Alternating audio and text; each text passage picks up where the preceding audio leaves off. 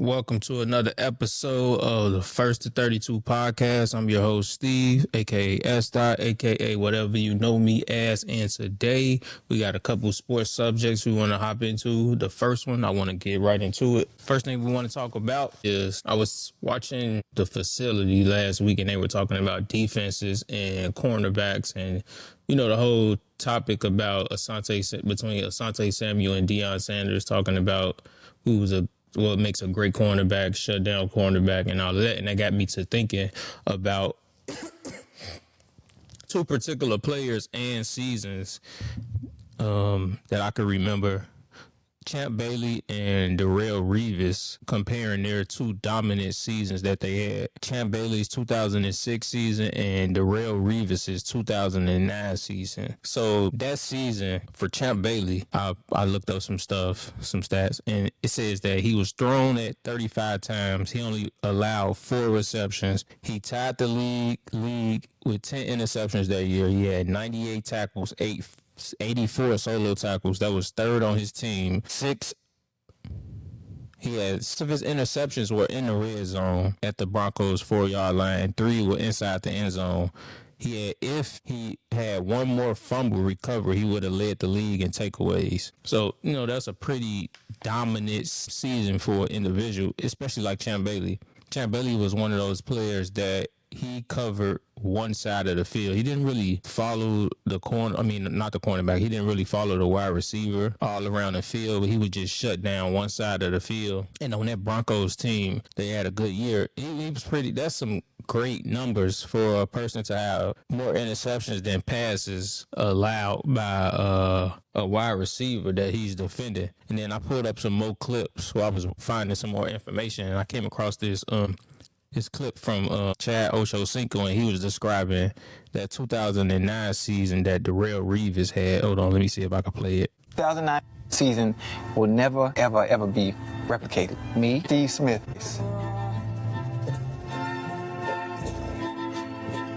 And I don't think you was that prepared that game. I just really don't. I don't think you was prepared. Wait, which one? The first one? So in that clip, Chad Johnson was basically explaining that how historical of a season that Darrelle Revis had, seeing that the players that he matched up against that year, even though I would say a few of them wasn't in their prime, Randy Moss and T.O., they wasn't in their prime, but they were pretty good receivers during that time, and he pretty much locked them up. So I'm going to go down his stats for that year. So week 1, he matched up against Andre Johnson. Andre Johnson had 2 catches for 24 yards. Week 2, he matched up against Randy Moss. Moss had 4 catches for 24 yards, and Darrelle Revis also had an interception. Then week 4, he matched up against Colston. He had 0 receptions. Week 5, he matched up against Ted Ginn. Ted Ginn had 2 catches for 57 yards, and he had a touchdown. Week 6, he matched up against T.O. T.O. had 1 catch for 11 yards. Week 7, he matched up against Lewis Murphy. He had 1 catch for 6 yards. Week 8, he matched up against Ted Ginn again. Ted Ginn had 0 yards. Week 10, he matched up against Mike Sims Walker, and he had 0 receptions. Week 11, he matched up against Randy Moss. Moss had 4 catches for 29 yards and a touchdown. Week 12, he matched up against Steve Smith. Steve Smith had 1 catch for 5 yards.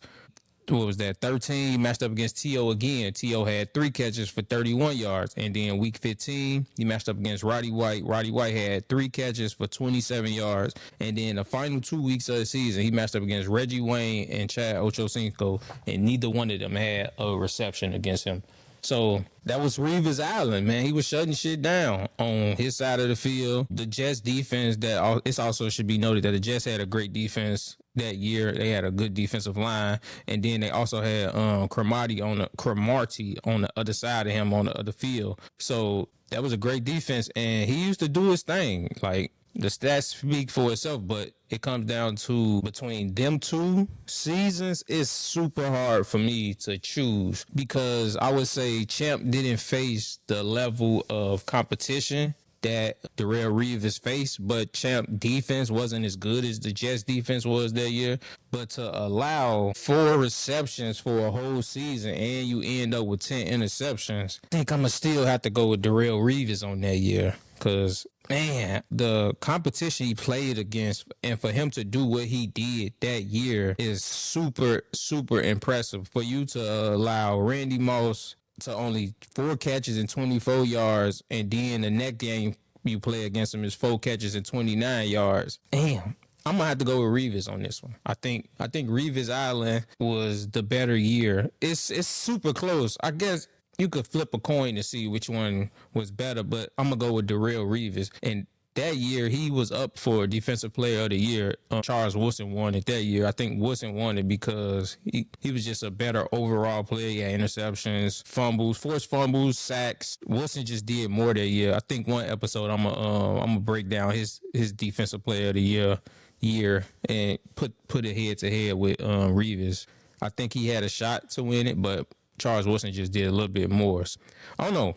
I think you could give it to Revis. It's close. It's close. Looking at Champ, because Champ was a beast too, man. And I think even with those, if Champ faced those receivers that Darrelle Revis faced there, I think he could have still pulled off the same statistics with the way he played, because he was a beast for the Broncos. He was a beast, period. He was a fast shutdown receiver. But yeah, I don't know. I think we're gonna go with Darrelle Revis on that. Revis Island.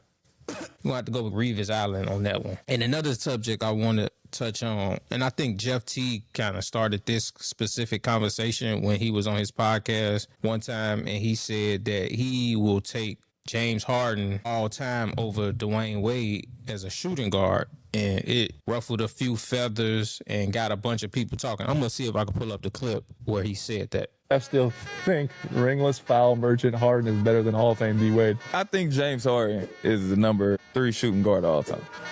Me, just like watching this game, going against him, competing against him. Like, it was real life scheme. Like, you had to scheme for D-Wade too. But James Harden, when he was by himself in Houston, bro, they was going to the Western Conference Finals every year. They was doing all this stuff. And he was unbelievable, averaging 35, yes. 8. Like, he was unguardable. No offense. I mean, like, I ain't trying to disrespect D-Wade. When D-Wade... No disrespect, but you disrespect him. But continue, Jeff. Before Bron got there, Miami was damn near... Y'all was competing with us, the Hawks. Like, we was going back and forth. We wasn't like that. Then Bron came, different stratosphere. Does Jeff still? So that was Jeff Green. I mean, not Jeff Green. That was Jeff Teague. He was on the podcast with Mike Miller and Udonis Haslem, and he was explaining his reasoning for thinking that James Harden is better than D Wade. And a couple more people spoke on this too. I'm gonna pull up the clip from them speaking on it. This was Chandler Parsons, and he's a retired player, and Lou Williams. They were speaking on it too. I love him. I play with him. I had my best year of my career with James Harden. Remember, Parsons was a teammate of James Harden in Houston, so. But I'd probably have to rank D-Wade over him, especially because we're talking about both sides of the ball as well. It's D-Wade. Lou, agree? I gotta agree with Chandler. I'm going D-Wade on this one. Both of those guys are obvious first ballot Hall of Famers. D-Wade already having his way with that, but you know, he's a champion. The things that he was able to do, the way, like, again, we talk about shifting cultures. Dwyane Wade shifted culture in Miami and turned that team into a champion with Shaquille O'Neal, and then twice more with LeBron and Chris Bosh. You saw the work that he put in and what he was able to accomplish based on what he did at that 2-guard position. And James is still seeking that type of success. Individual success, he's had it. That's one of the things that you can't take away from James Harden. But at this point of his career, he'll tell you he'll probably trade all of that in for a shot at the NBA championship. And that's something that D Wade has experienced time and time again. And so now I'm not buying. I think it's still D Wade. And I think what gets lost in all of this, like this debate between them two, I think is because James Harden, the way he plays, it looks good. Like, a lot of people like the way he played. Got a handle, step back 3-pointer, drive to the hole, dish and assist. His game is more prettier than D-Wade's. And also, D-Wade, when he was in his prime or his better years, it was so far ago. So it was so long ago, so a lot of people forget how D-Wade was. They forget he earned that name Flash early in his career playing with Shaq, but D-Wade was a dog. And this is Baron Davis and Draymond Green talking about it too. James Harden or D-Wade? The reason I'm going to pick D-Wade, he won championship as finals MVP, carrying the team in his 3rd year. I'm going to also pick D-Wade because I think if Harden stayed a 2-guard, his career isn't necessarily what Harden is today. He still would have been an all-star, but what's being compared is the idea that James Harden is a 2 because you're comparing to D-Wade, but he's not a 2. Early in James' career, I'm going to pause that. So Draymond was basically saying one of the reasons he's choosing D-Wade over James Harden is because he doesn't see James Harden as a shooting guard. He sees him as a point guard. If you remember watching James Harden in Houston, he initiated the offense a lot in Houston under the Mike D'Antoni offense. So he's saying he doesn't see him as a point guard. a shooting guard. He sees him as a point guard. But then if he says that, then what is Steph Curry? Because Steph Curry doesn't initiate the Golden State Warriors offense a lot. Draymond Green initiates the offense. So would that make Draymond a point guard? And the same thing with LeBron James. Would that consider him a point guard? Because he usually initiates the offense and had the ball in his hand. Even when he was in Cleveland and he played along Kyrie played more off the ball than with the ball when he played with LeBron. So I think sometimes people see certain players how they want to see them. And because I remember they used to have that argument with Allen Iverson. They used to say, well, he was a point guard because he had the ball in his hand all the time and he was smaller, but he shot most of the shot. So the comparison was there because he was a 2. Once he switched to the point, nobody says it, but he became one of the best point guards we've ever seen. One's a point guard, one of the better point guards we've ever seen. One's one of the better 2 guards we've ever seen. So I don't really understand the comparison. D-Wade started his career, his rookie season, as a point guard. For 1 year. Yeah, that is true. If you remember when D-Wade first got into the league and he was with the Miami Heat, he was playing point guard because he played with, I think Lamar Odom was there. That was before the Shaq trade. So, yeah, that's first year he did play a lot of point guard because he was 6'4", and D-Wade, like 6'4", maybe 6'5", but he probably like 6'4", and at that height, they usually make you play the point guard position. I'm just saying, James Harden started at the 2, moved to the point guard. The hardest thing to do is to go from a 2 to a 1. This is why I go with James. I look at degree of difficulty, So Baron Davis is saying that he's taking James Harden over Dwyane Wade because of the difficulty of switching from a 2 guard to a point guard from when he was in OKC as a shooting guard coming off the bench to a star player as the point guard and the offense initiator when he was in Houston. To do it on their own as the system, so you have to be all cylinders and everything rests on you. He did it as the system. Yeah, but he still had great players to make that. Yeah, Harden was Houston. He was the system. He was everything to them. I think he led the league in scoring and assists 1 year. If not, he was top 5 in both those years because Harden was averaging like 35 points 1 year. He was on some other shit. That system worked. Absolutely he did. But it's harder on you being the focal point of the team and of the offense. Not saying that D-Wade was not the focal point of the Miami Heat, but he was not the focal point of the Miami. I'm going to have to disagree with Baron Davis on that one. I think in order for the Miami Heat to win that first championship when Shaq was there, D-Wade the offense had to run through D-Wade that year. He was killing. Like, could nobody stop him driving to the hole. He was good on defense. He was like not one of the first, but he was a master of the Euro step, and he was always getting to the free throw line, drawing fouls. So I'm going to have to disagree with him on that point. Heat. That was LeBron James. 6 he wasn't? That was Shaquille O'Neal. Man, stop it. I'm a huge Shaq fan. Shaq even said, hey, man, this is his team. Shaq was the one getting the attention. The system ran around Shaq. If you left this earth and you come back and they said, here's this resume, here's this resume. Which one do you want to be? Any basketball player who wants to achieve greatness at the highest level is going to take the resume of the champion. But if you took away the resume and showed me the style. Oh, yeah, James is different. Which style would I like to import myself in as an NBA player? For me personally, James Harden. James Harden. That goes back to my point where people like the way James Harden plays. They like the way it looks. It's flashy. Ooh, you could take that style to the court where, pick and roll, pick and pop, handles, step back, 3-pointer. D-Wade style was more of a, if I get you one-on-one. And also D-Wade had a good post-up game too for his size. Dwyane Wade would post you up, turn around, and shoot it out the glass. He was one of the only people that would shoot a bank shot from like the corner in the post. So D-Wade was different. He at the post game, if he get you one-on-one, he hit you with the Euro step, lay it up. He's always drawing the foul. So they did have a difference of style, and I guess is what you prefer, I would say. But and then D-Wade was on his podcast, and he kind of went through talking about his legacy and how he felt about all the talks about what he ranks as an all-time great. It's going to be a lot of arguments about, oh, he's better because he scored more points. Oh, he's better because I like his game better. Oh, he's better because he won more rings. This conversation never goes anywhere. Let's use a hotel. All right, the hotel has 30 floors, okay? We're talking about an access key. When I look at the game, I look at who has an access key to get to the 30th floor, okay? So the 30th floor access key in winning, I can't go to 30.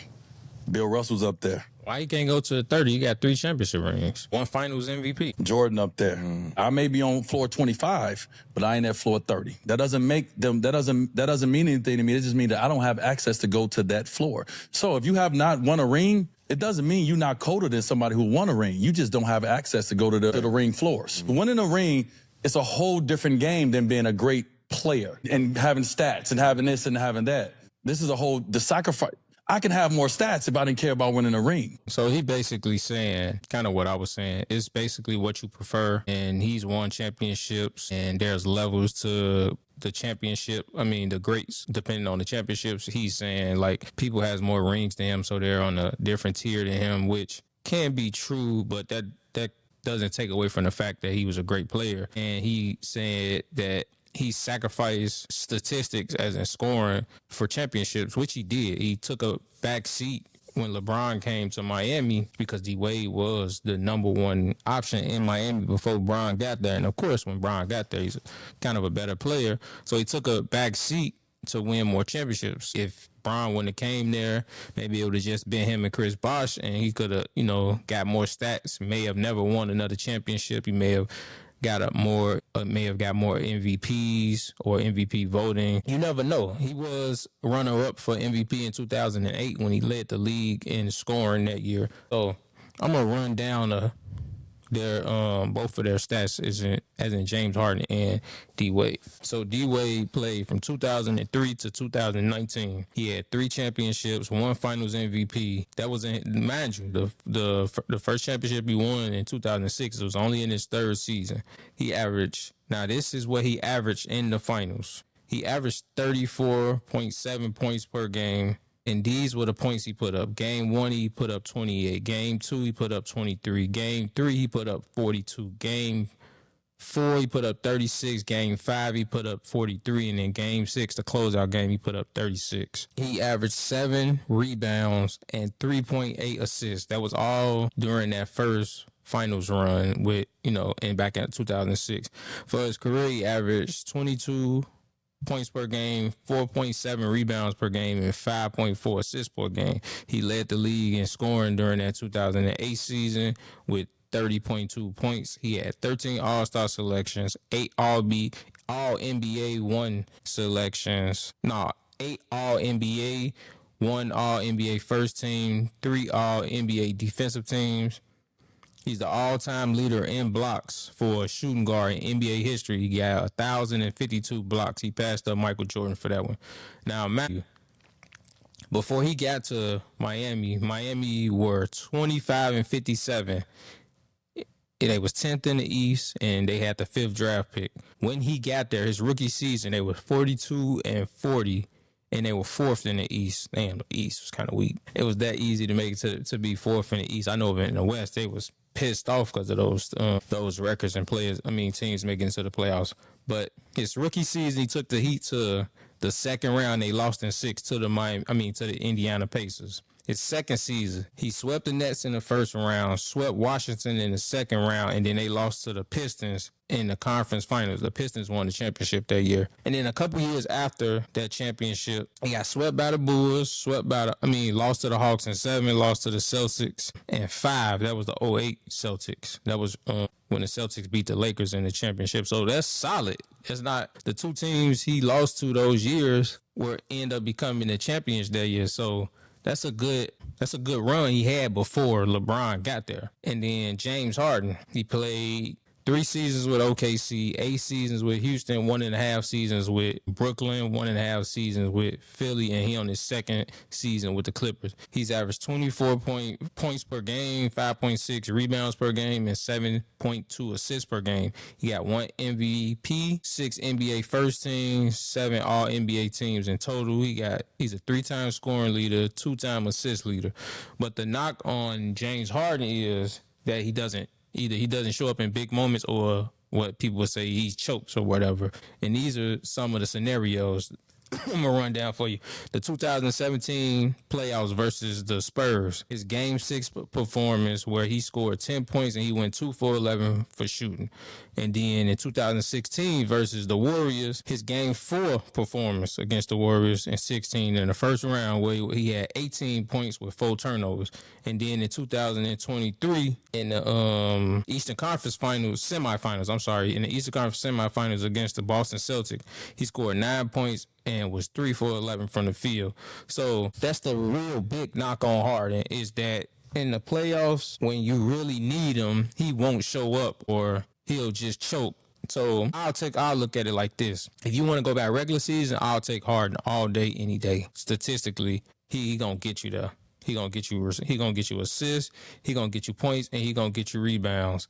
But in the playoffs, I'm going with D Wade all day, any day. Overall, I got D Wade ahead of I got D Wade as the 3rd shooting guard in NBA history. I would have to look at it. You can say he's top 5. Is he better than Iverson? That's a debate, and you got to look at the list of the other shooting guards. But me, I'm going D Wade all the way. It's not even close. What he did, he came out. If it wasn't for injuries and him constantly getting hurt, I think his career would have panned out way better than it was. And then he played in a league where Kobe was at his best and at his prime, so it was hard to be the number 1 shooting guard in the league. But when you needed D Wade, he showed up. He played defense. He played offense. He was good at the free throw lines. I think the only thing that Harden does better than him is probably pass, get more assists. But he was never asked to do that. Harden was. But overall, I'm going with D-Wade. I think D-Wade was a better overall player than James Harden. And I don't think is nothing wrong with that either. I think it's whatever you prefer. Probably most young people will say that Harden was better because they don't remember D-Wade. They don't remember what D-Wade did for the Miami Heat when before LeBron got there. Even before Shaq got there, those his first 2 seasons, D-Wade was a monster. You know what I'm saying? And the team wasn't the best. So I'm going with D-Wade, and I don't want to say it's not close, but I'm going with D-Wade all day. And then another comparison that they was doing, TNT, it was a game they was broadcasting one of the Denver Nuggets game, and Joker had a monster game, and they asked Shaq, like, hey, what you think your 2001 Shaq versus the current Joker would be? And this is what Shaq had to say about it. One Shaq.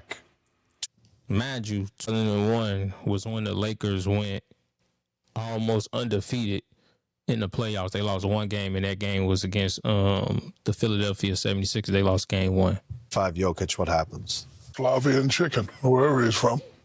Slovenian chicken, Shaq. Slovenian chicken? Really? You tear him up? Yeah. What's your stat line? What's his stat line end of the night? I'm Serbia, 40. by the way. I'm getting 40, and they're going to have to double. Joker is from Serbia, so it would be Serbian chicken, Shaq. But nonetheless, it's chicken with barbecue sauce. And he probably going to pick and pop and take me all that, but he probably won't be in the game while, because after he shoot the 3, I'm running right to the middle lane, and the whole arena going to yell 3 seconds, and we'll see. And I'm going to hit way more 2s than you hit 3s, guarantee you that. I just don't think they would ever match. I want to see it. I wish I could see it. And sometimes Candace Parker could get real disrespectful towards Shaq, and I know Shaq is like a nice guy to her, but I think this comes from him downplaying her career or not being knowledgeable on her career. I can remember one of the broadcasts where he was like, "Damn, Candace, you won a Defensive Player of the Year award," as if he was shocked or she couldn't do it. And I think ever since then she been like, you know what I'm saying, giving him kind of that same energy. But I'm gonna let him finish.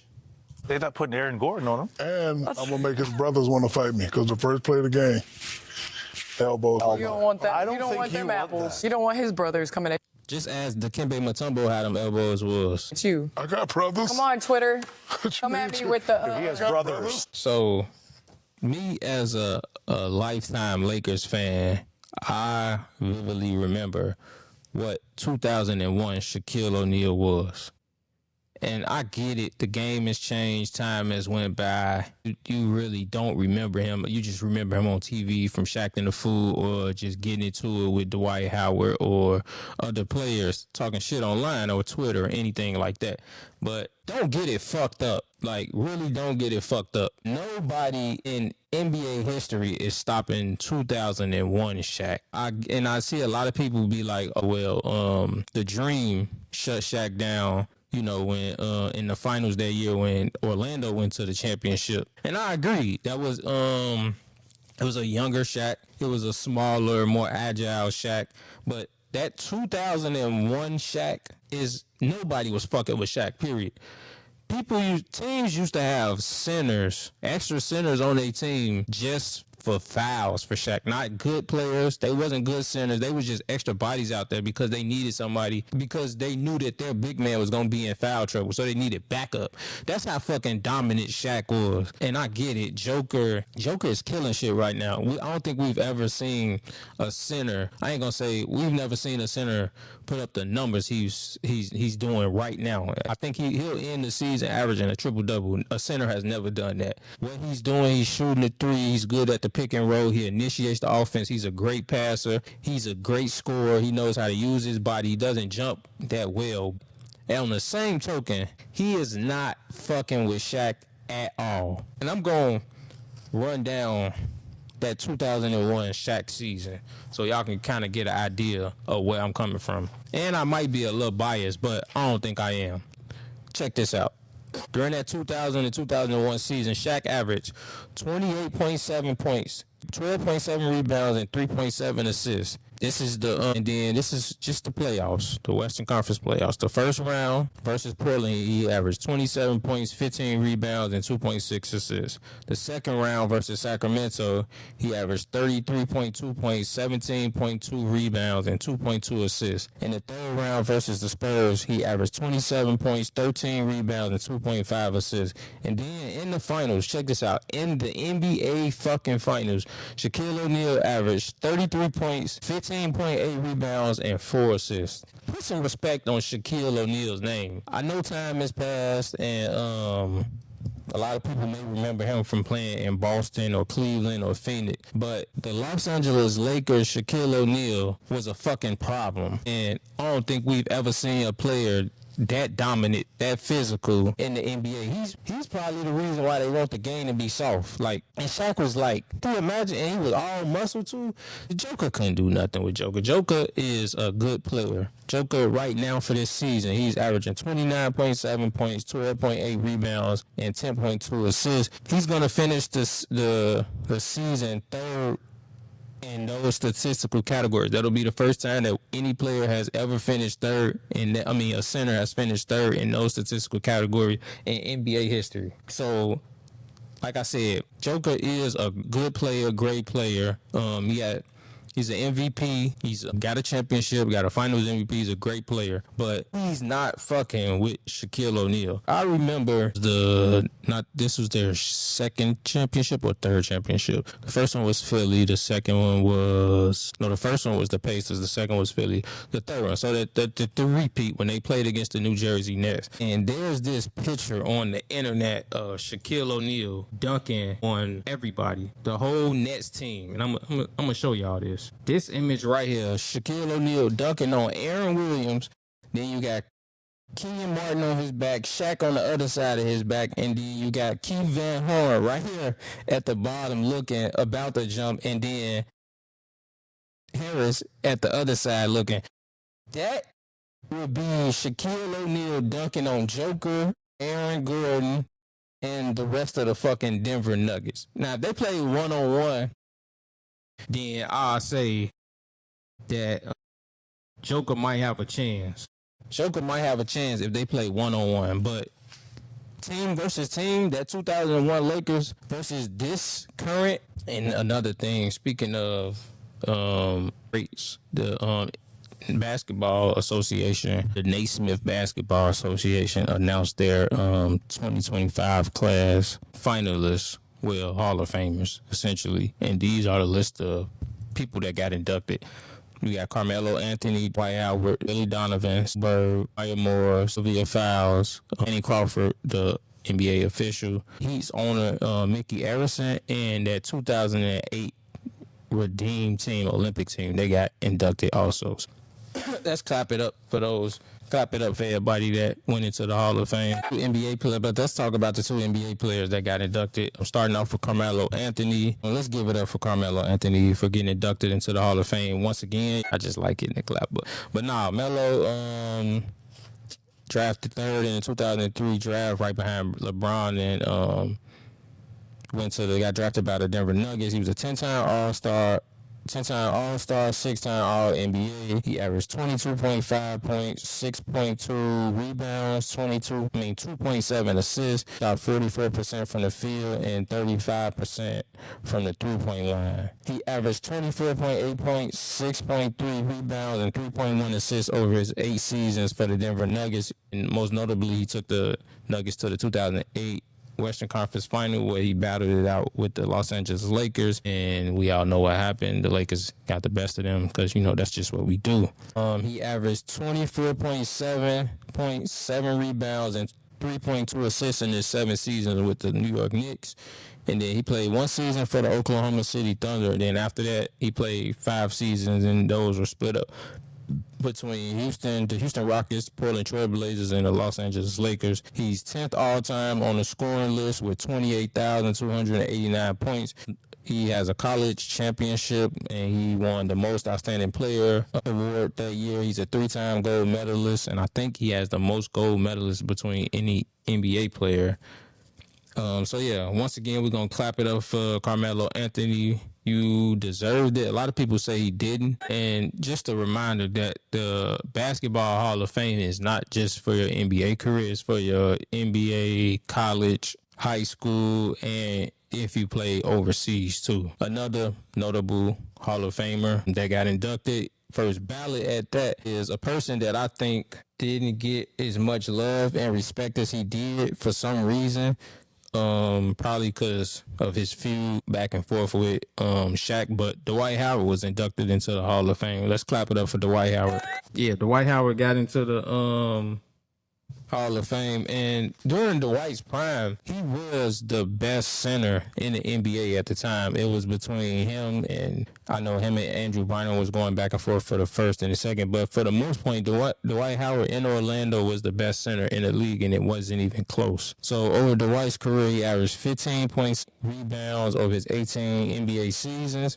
He was drafted number 1 overall in 2004. He averaged 18.4 points, 13 rebounds, and 2.2 blocks per game in his 8 seasons with Orlando. He was an 8-time All-Star, 8-time All-NBA. He won the dunk contest back in 2008. That is when his feud started with Shaquille O'Neal, is because he put on the Superman outfit because, he was calling it. He went in the booth, put on the cape, turned to Superman, jumped from the free throw line. I don't think he dunked, he threw the ball in, but it was pretty exciting. So he won the dunk contest, and if you remember, Kenny the Jet Smith was like, Superman! And, Shaq, that pissed Shaq off because Shaq was going by that moniker Superman at the time. So that kind of was the start of their feud. He was a 3-time Defensive Player of the Year. He was an NBA champion. He won with the Lakers in the bubble. He was one of the reasons that they beat the Denver Nuggets in the Western Conference Final. He did probably the best job on Joker that we've ever seen. He was getting real physical with him. He was guarding him damn near full court from the half court, bumping him and everything. He won. He's a 1-time Olympic gold medal winner. He was on that Redeem team. He led the Magic to the final versus the Lakers in 2009. As a Lakers fan, I'm not even gonna lie. They probably should have beat us that year. They had a great chance of beating us that year because Jameer Nelson was hurt. And Rayford Austin was the starting point guard, and we did not have an answer for Rayford Austin in the pick and roll. He was killing Derek Fisher, and we couldn't stop him. So he was one of the main reasons that they were winning the games that they won.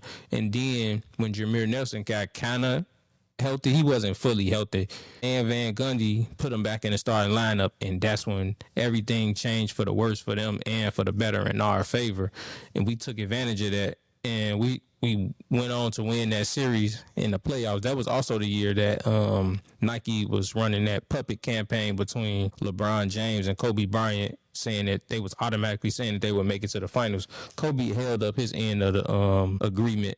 LeBron didn't, and I can remember Dwight Howard speaking on that on one of his on a podcast, and he was saying how that kind of fueled him to want to destroy LeBron James and the Cleveland Cavaliers in the Eastern Conference playoffs, because he felt disrespected that they had already basically planned the finals and said, basically make it seem like LeBron was just going to have an easy route to the finals that year. And that one kind of fueled him. Yeah, Dwight Howard, he deserves it. I think he got a bad rep in the media for a lot of reasons off the court. I know a lot of players said that he plays too much. He didn't have a good relationship with Kobe when he played with the Lakers, but he said a reason for that was he had just came off back surgery, and he forced himself to be out there and sacrifice so much, and then only for the team and then the fans to turn on him. But I think we're going to get Dwight his flowers. Clap it up for Dwight. Top 10 center of all time. I think I went through that list before, but I'm going to take a look at it again, go through it. But I think Dwight top 10.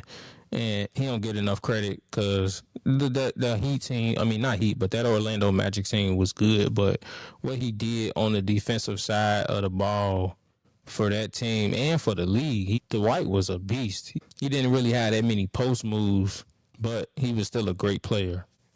Yeah, we're going to give it up for Dwight Howard. And speaking of Hall of Famers, when they announced the Hall of Famers for the NBA, I was watching Shannon and Chad Ochocinco. They have a podcast together, and I think they were having a debate about, is Chad a Hall of Famer? And that got me to thinking, like, is he a Hall of Famer? I seen TJ Huzmanzada, who's an ex-teammate of Chad. He was saying kind of the same sentiments that I was saying, because I kind of felt like Chad was a Hall of Famer. And my reasoning for that, when I think of a Hall of Famer, I think of a player that I think you should have I think one of the qualifications is you should have been top 5 to 10. I would say 5 to 7 at the most. Best player at your position for like a 5-year time frame. And I think during his prime, which was about maybe a 3 to 4 year run, I think Chad was a top wide receiver in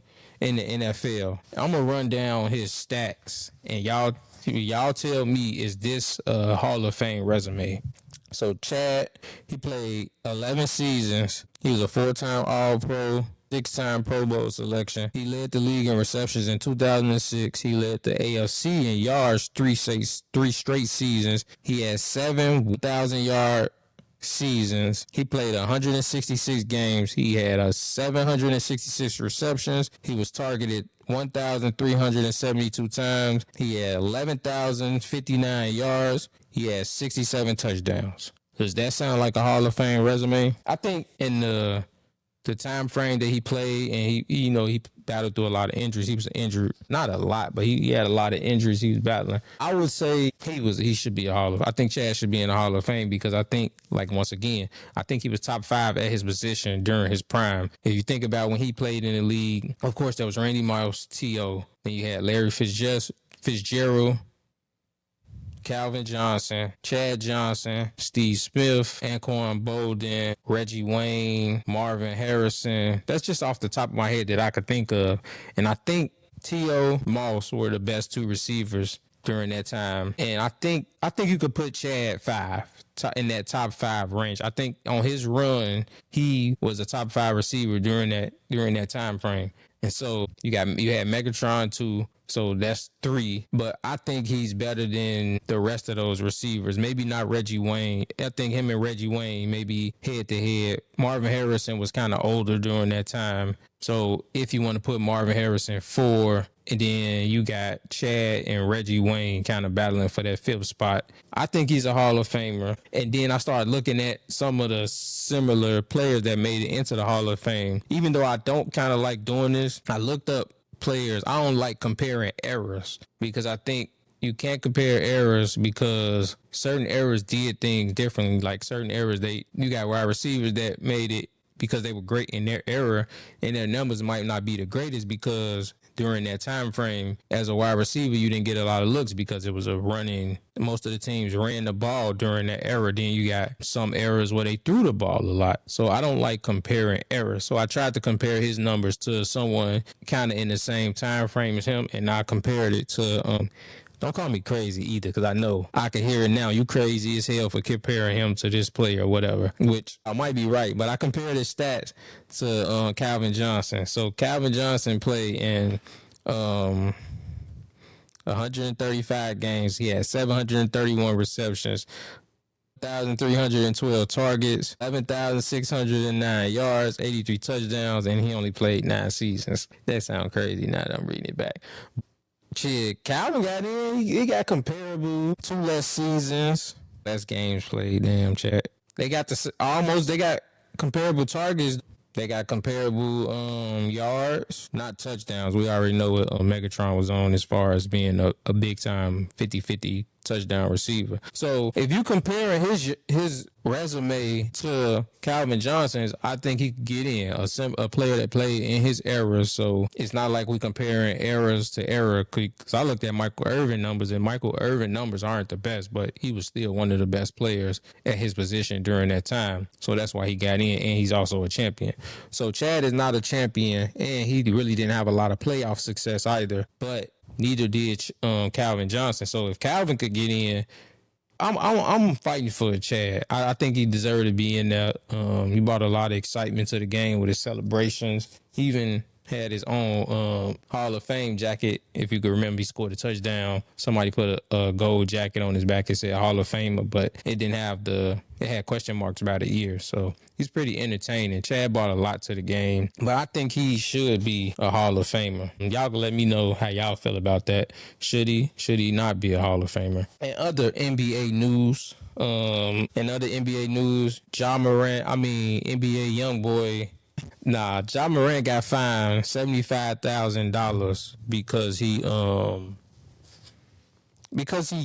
did the gun gesture. Now it's being reported that he got a warning for it prior to getting fined for it. So he got fined on a Friday when they played.